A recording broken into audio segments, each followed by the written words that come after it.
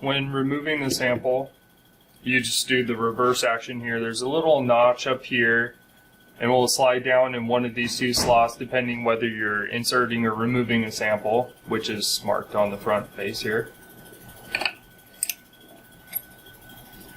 And now that we are done aligning, I will then put in my sample here that I would like to polish. Again, this little hole goes in the front, rotate until it falls in place, and then rotate back to 0. So now, to set the correct height, when doing a cross section, the height is always correct.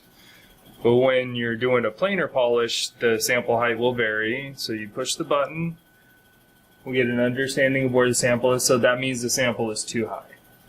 And there's a little LED light here with the sensor. So we need to lower. It's held by a set screw.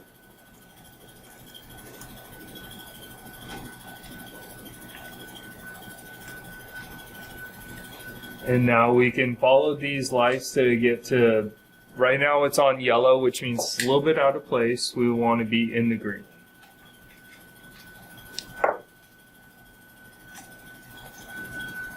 Okay, so now we're in the green, tighten the set screw back.